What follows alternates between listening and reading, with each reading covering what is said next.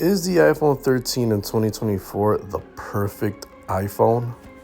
Let's go ahead and take a look. The iPhone 13 launched in 2021, a few years ago, and since it's an older device, you could definitely get it for a substantially cheaper price than the iPhone 15. You could pretty much get this phone for around $400 renewed on Amazon, for example, and it'll give you a really good battery and pretty much a great deal compared to the newer, more expensive $800 iPhone 15s. But this phone is still very, very good. Build quality on this phone is still very good, even by 2024 standards. Glass front, aluminum frame, very premium, very flagship feeling. One really good thing about this iPhone is that it has a nano SIM card slot and eSIM technology. It is the last iPhone to feature both of those. So that is the best situation to be in if you travel a lot or if you switch phones. Having that physical SIM card slot is a lifesaver. And especially if you travel or on prepaid, this makes it easy just to pop in and out because the iPhone 14, all it has is eSIM going forward. The IP68 dust and water resistance is second to none. It's 6 meters up to 30 minutes, so very, very nice. The display, we have the notch that dominates the top portion of the phone. Same screen size, 6.1 inches. It doesn't have the dynamic island, but the functionality is not that useful. The notch is, you won't really notice it between this and the dynamic island, to tell you the truth. Next, the iPhone 13 has all the powerful chipset internals. It has the A15 Bionic. And if you think about it, the iPhone 13 A15 Bionic, that's the same chip that was released in the iPhone 14. So you're getting the same powerful chipset in this phone than it is the next model. So you're not going to get anything faster in the iPhone 14. So that's a big plus for the iPhone 13. Now, since iPhones do not have SD card expandable storage is probably one of the biggest things people worry about. And the iPhone 13 was the first iPhone to feature entry-level 128 gigs on its base iPhone. You don't have to get an iPhone Pro to have 128 gigs out the gate. This one has it, and that's plenty storage for your videos and your pictures and your media and your apps. And the iPhone 15 still has 128 gigs. So this phone started it all with very sufficient amount of internal storage. So the cameras on the iPhone 13 are awesome. You have two cameras on the back, and they're both 12 megapixels. You have the main one, and you have the ultra wide, very modern, shooting 4K.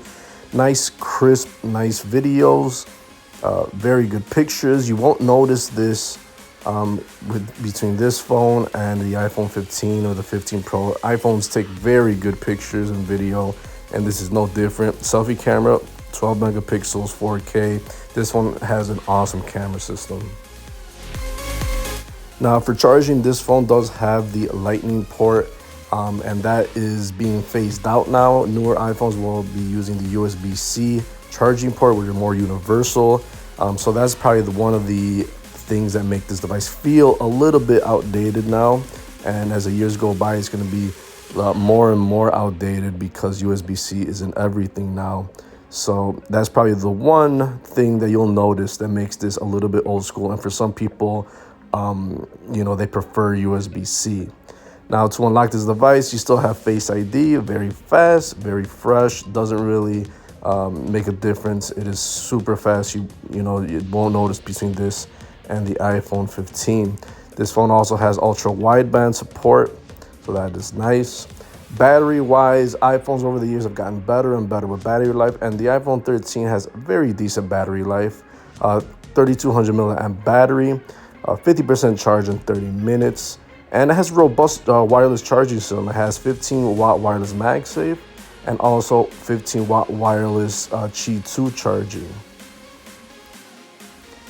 There is not really anything to complain about the iPhone 13 in 2024. It is a modern phone that has just the robust set of features that really can't be improved upon that much.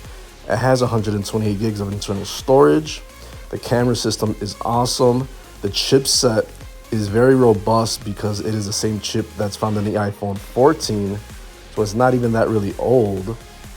And it has the nano SIM card with the eSIM, so you have your options right there. Last one to have that, very, very nice. Battery life is pretty decent. Charging has options. The price, you can get this phone basically for half the price of an iPhone 15 in 2024. So $400 with a good battery on Amazon, for example. The only thing that is going to ruffle some feathers, some people are going to say that the notch at the top and the lightning port at the bottom are probably the old school type things that are found on this device. So if you were to set this phone next to an iPhone 15, you'll see the difference. But functionality, it doesn't really matter. It'll get the job done, but it is an aesthetic thing. And the charging is probably the one thing that might get some people thinking twice, because it is an older technology now, it's being phased out.